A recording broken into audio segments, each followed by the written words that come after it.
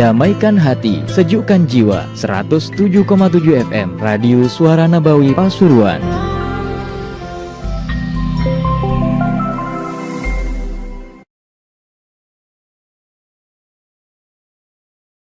Warahmatullahi wabarakatuh. Bismillahirrahmanirrahim. Alhamdulillahirabbil alamin. Wa nusalli wa nusallim ala sayyidina Muhammadin wa ala alihi wa sahbihi ajma'in. Amma ba'd. Alhamdulillah, di bulan yang berkah ini, di hari yang berkah ini, kita akan mendengarkan nasihat Al-Habib Abdullah bin Husain bin Tahir radhiyallahu anhu wa nafa'ana bih fid darain amin. Wa qala radhiyallahu anhu, hadhihi at-taharat allati tubna li qada'i al-haja 'inda al-masajid ma hiya illa ni'mah 'azimah. ومن فعل بيتما عند المسجد ما أراه إلا كمن فعل سقاية للشرب بل أعظم نفعا للناس إذ هو من ظمآن با ينادي على بيت با يعطونه شربه ومن ما غاصته بطنه ما با يستجري يقول بغيت بيت الماء افتحوا لي. Nah, beliau mengatakan kamar mandi yang sekarang ini dibangun untuk buang hajat yang ada di masjid-masjid itu, kata beliau, itu adalah nikmat yang sangat besar sekali. Di masjid-masjid sekarang disediakan kamar mandi untuk buang hajat. Dan beliau mengatakan orang yang bangun kamar mandi di samping masjid itu sama seperti orang yang membangun tempat buat minum. Jadi kalau di luar negeri itu ada di jalan itu tempat-tempat untuk minum, tempat kita bisa ngambil air secara gratis. Di luar negeri banyak, di Hadramaut atau di Eropa, tempat-tempat di jalan untuk kita bisa ngambil air. Jadi orang yang kehausan nanti ada air gratis di jalan. Nah, ini bahkan kata beliau yang bangun kamar mandi di dekatnya masjid itu, di sampingnya masjid ini lebih dahsyat lagi manfaatnya daripada yang buat tempat minum tadi itu di jalan-jalan. Karena kata beliau, orang yang kehausan ketika dia bepergian terus di jalan dia kehausan, kata beliau dia bisa minta ke orang gitu, saya kehausan, tolong saya minta airnya. Artinya minta air ini bukan hal yang memalukan lah istilahnya, hal biasa minta air. Beda kata beliau kalau orang di tengah-tengah jalan gitu sakit perut, atau di masjid sakit perut, sedangkan rumahnya jauh. Tak mungkin dia susah dia ngomong ke orang, saya numpang ke kamar mandi. Nah, malu dia. Tidak seperti orang yang kehausan, bisa dia walaupun tidak ada tempat minum umum di jalan, dia bisa minta ke orang. Tapi kalau untuk ini, untuk mau buang hajat ini kan malu orang ya. Nah, maka dengan adanya kamar mandi tadi itu adalah nikmat yang sangat agung, kata beliau. Wa nahnu yawm ja'alna at-tahara hadhihi 'inda al-masjid ankara ba'd an-nas dhalik. فبقيت أفكر في ذلك هل هو لايق أم لا حتى وصل إلينا محمد بن عبد الرحمن الحداد رحمه الله فأخبرته بذلك فقال إن سيدنا الحبيب عبد الله الحداد نفع الله به ما عمر مسجدا إلا جعل فيه بيت ماء متصل به ففرحت جم وقلت يكفينا ولد علوي أسوة ومن فعل بيت ماء يجعله متصل بالمسجد لا بارزا عنه إذ قد يستحيي بعض الناس من دخوله إذا كان بالصحراء أو كما قال. Nah, kata beliau, kata Habib Abdullah bin Husain bin Tahir, ketika saya bangun kamar mandi di samping masjid yang saya bangun, itu ada beberapa orang itu ingkar, mengkritik, tidak terima. Kok bisa ini ada kamar mandi di dekatnya masjid ini? Akhirnya beliau sempat berpikir, iya ya, ini benar apa tidak ini, pantas apa enggak ini, saya ini buat kamar mandi, jadi masjidnya ada kamar mandinya. Sampai datang kepada saya teman saya, yaitu Habib Muhammad bin Abdurrahman Al-Haddad. Kemudian saya cerita kepada beliau, saya membuat kamar mandi di sampingnya masjid. Kemudian beberapa orang ingkar kepada saya, mengkritik saya. Nah akhirnya ini Al-Habib Muhammad bin Abdurrahman Al-Haddad ini beliau berkata, wahai saudaraku, wahai temanku, ketahuilah sungguhnya Al-Habib Abdullah Al-Haddad Sahibur Ratib, Habib Abdullah bin Alawi Al-Haddad nafa'allahu bih, beliau itu tidaklah memakmurkan masjid kecuali beliau buat kamar mandi di masjid tadi. Nah, setelah dengar jawaban daripada Al-Habib Muhammad bin Abdurrahman Al-Haddad ini, Habib Abdullah bin Husin senang. Alhamdulillah, ternyata yang saya lakukan ini adalah hal yang benar, karena ternyata sebelum saya juga Al-Habib Abdullah bin Ali Al-Haddad, beliau bangun kamar mandi di sampingnya masjid. Kata beliau, kata Habib Abdullah bin Husin bin Tahir, ya cukup beliau Habib Abdullah bin Alawi Al-Haddad sebagai panutan saya. Nah ini senang sekarang Habib Abdullah bin Husin bin Tahir. Nah kemudian juga beliau menyampaikan orang yang mau membuat kamar mandi di sampingnya masjid ya hendaknya agak tertutup, karena sebagian orang nanti malu ya jika terlalu terbuka seperti itu. Nah ini adalah nikmat-nikmat yang sering kita lihat tapi tidak kita rasakan nikmatnya. Ini nikmat yang besar dari Allah. Kemudian beliau melanjutkan, waqala radhiyallahu anhu, man ba yatlubud dunya yusallih niyyatuhu awalan fi talabiha, lianna an-niyyah ay salahaha ra'sul amr kullih fi kulli syai'. Kata beliau, orang yang mau mencari dunia hendaknya dia memperbagus niatnya terlebih dahulu. Silahkan mencari dunia tapi niatnya yang bagus. Karena kata beliau, niat yang bagus itu adalah modal seorang muslim dalam segala hal yang dia lakukan. Modal terbesar seseorang dalam apapun yang dia lakukan adalah niat yang bagus. Nah, dengan adanya niat-niat yang bagus tadi, maka ibadahnya dia menjadi kerjanya dia menjadi nilai ibadah. Nah, di antara niat-niat ketika orang mencari dunia atau dia bekerja, seperti yang disebutkan oleh Al-Habib Muhammad Sa'ad bin Alawi Al-Idrus rahimahullah, di antara niat kerja ini al-afaf, kata beliau. Orang yang kerja tadi, yang nyari dunia tadi, niat al-afaf. Al-afaf ini menjaga kesucian harga diri. yakni dengan bekerja dia tidak meminta-minta kepada orang. Dengan bekerja dia tidak mengambil haknya orang, maling dan lain-lain. Wa tahsilul kafaf, mendapatkan rezeki yang bisa mencukupi dirinya. Kemudian niat al-qiyam biman yalzamuhul qiyam bihim minal ahl wal aulad.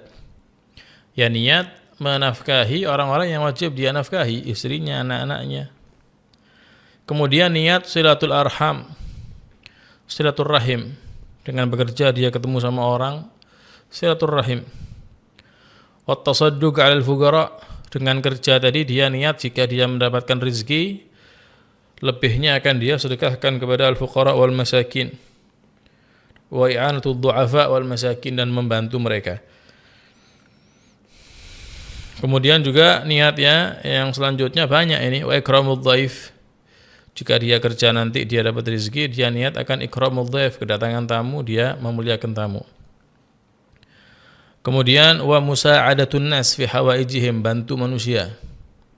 Ketika ada yang beli mungkin uangnya kurang, dibantu, dimurahkan.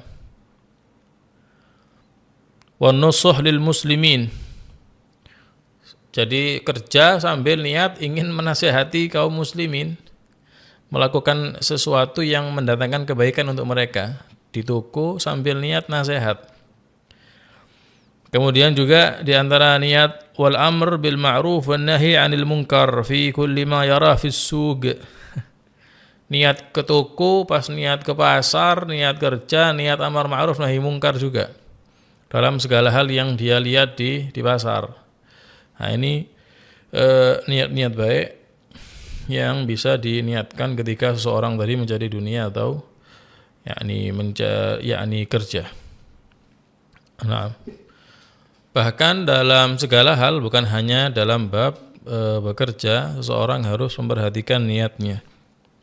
Entah itu dia mengajar, entah itu dia belajar, entah itu dia bekerja, atau jadi imam sholat, jadi muadzin, jadi apapun, maka hendaknya seorang memperhatikan niatnya. Karena Rasul sallallahu alaihi wasallam beliau bersabda, innamal a'malu binniyat wa innama likulli imri'in ma nawa. Hanya saja amal-amal ibadah kita bisa sah kalau kita ketika melakukan amal ibadah dibarengi dengan niat. Wa innama likulli imri'in ma nawa, hanya saja seseorang mendapatkan pahala dari apa yang dia lakukan sesuai niatnya. Kamu mendapatkan pahala dari apa yang kamu lakukan itu sesuai niatnya. Semakin bagus niatnya, semakin besar pahala dari Allah. Semakin buruk niatnya, ya walaupun yang dia lakukan adalah hal bagus, ya jatuhnya jelek nanti. Ini penting sekali bab niat ini. Bahkan orang-orang salihin di zaman dahulu, mereka mengajari anaknya untuk niat soleh dari semenjak kecil. Jadi ketika anaknya, kalau sekarang ya, ketika anaknya mau berangkat ke madrasah gitu ya, masih kecil, sama abahnya atau sama ibunya dituntun, ayo nak, niat sebelum berangkat dari rumah, niat. Saya niat nanti kalau saya ngelihat sesuatu yang mengganggu, membahayakan orang di jalan, saya pinggirkan. Anaknya niru ya. Yang kedua, saya niat nanti kalau di jalan nemu orang buta yang butuh nyabrang ya, saya sabrangkan. Saya niat jika melihat pintu yang terbuka, pintunya orang terbuka, saya niat tutup. Jika saya nanti ketemu orang yang membutuhkan bantuan, saya akan membantu. Diajari niat dari kecil. Baru si anak ini berangkat ke madrasah. Nah, ini penting sekali kita membiasakan untuk memperhatikan niat kita dalam apa yang kita lakukan. Kemudian beliau menyampaikan ucapan qala al-Habib Umar bin Zain al-Habsyi rahimahullah, ana ba'atlub bi arba'ati syurut. Al-awwal, in tayassara li min wajhin halal bi alla artakib haraman wala shubha. الثاني أن يوفقني الله لإخراج الحقوق الواجبة منها إذا تيسرت كالزكاة والنفقة لأهلها وصلة الأرحام والأقربين. الثالث أنا لا أشتغل بسببها عن حضور الجمعة والجماعات ومجالس العلم وأهل الفضل، بل تكون عونا لي على الفراغ لذلك. الرابع أن يوفقني الله لصرفها في مصارفها المستحقة. Beliau Al-Habib Abdullah bin Husain bin Tahir menyampaikan ucapannya Habib Umar bin Zain Al-Habsyi rahimahullah. Habib Umar bin Zain Al-Habsyi ini beliau mengatakan, saya mau mencari dunia tapi dengan 4 syarat. Artinya saya mau mencari dunia tapi 4 hal ini harus tetap bisa saya lakukan. Kalau gara-gara nyari dunia 4 ini tidak bisa saya lakukan, ya ahsan tidak nyari dunia. Lebih baik tidak mencari dunia. Harus ada 4 hal kata beliau, baru saya mau mencari dunia ya. Atau saya akan terus kerja. Yang pertama, jika saya bisa mendapatkan uang tadi itu, harta dari cara yang halal. Bukan sembarangan kerja, tapi dengan cara yang halal. Sekiranya ketika saya mendapatkan harta tadi, tidak perlu saya melakukan yang haram atau yang syubhat. Dengan cara yang halal. Nah, ini penting juga ini untuk mengetahui apa yang kita dapatkan itu halal apa tidak, syubhat apa tidak ya, belajar fikih ini. Fikih tentang jual beli. Maka wajib bagi orang yang terjun ke dalam perdagangan ya, wajib bukan sunnah untuk mempelajari ilmu tentang jual beli, ilmu syariat fikih. Yang kedua kata beliau, saya akan terus nyari uang kerja kalau Allah memberi taufik kepada saya, tetap memberi taufik kepada saya untuk mengeluarkan hak-hak wajib, hak yang wajib dari harta saya. Contoh kalau dagang saya ini kena zakat, saya tetap mengeluarkan zakat. Setelah saya dapat uang, saya bisa tetap memberi nafkah kepada keluarga, bukan setelah dapat uangnya tidak jelas. Setelah mendapatkan uang, silaturahmi. Setelah mendapatkan uang, membantu keluarga yang membutuhkan. Yang ketiga, saya akan mencari dunia, kerja artinya, dengan syarat saya tidak disibukkan gara-gara kerja tadi, dari hadir sholat Jumat, sholat jamaah, hadir majelis ilmu, hadir perkumpulan orang soleh. Bahkan harta yang saya dapatkan itu menjadi wasilah saya tambah menjaga Jumat, menjaga sholat jamaah, selalu hadir majelis ilmu, selalu hadir perkumpulannya orang soleh, kata beliau. Ini seperti yang Allah Ta'ala firmankan, rijalun la tulhihim tijaratun wala bay'un an dzikrillahi wa iqamis salah. Rijalun, orang-orang yang besar maksudnya ya, tokoh-tokoh yang mereka ini sifatnya adalah tidak dibuat terlena oleh pekerjaan mereka, oleh dagangnya mereka daripada mengingat Allah Subhanahu wa taala. Yani mereka adalah orang saleh tapi tetap mereka kerja, duduk di toko. Ini banyak ini orang saleh tapi mereka kerja, tapi kerjanya tadi tidak mengganggu ibadahnya mereka, seperti diceritakan di banyak kisah ini. Orang-orang saleh tadi ketika mereka kerja, ketika sudah waktunya zuhur, tutup sholat, walaupun ada pembeli. Nanti setelah sholat buka. Asar tutup, sholat jamaah.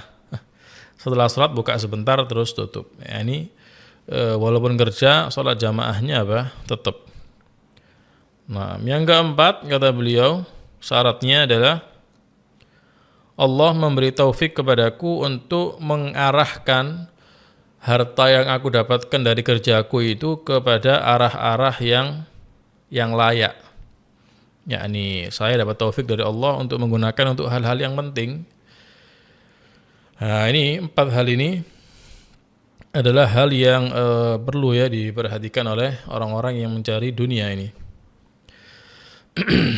Nah, karena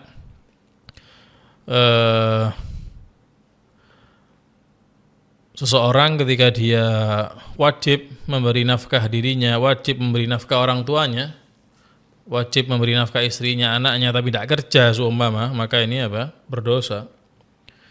Tidak kerja sama sekali dosa, ya. Kalau dia punya tanggungan, ya. Kebablasan juga tidak bagus. Sudah punya uang 100 miliar, ya, terus kerja. Kalau orang solihin tidak bagus itu. Nah, Rasul sallallahu alaihi wasallam beliau bersabda, "Talabul halal wajibun ala kulli muslim."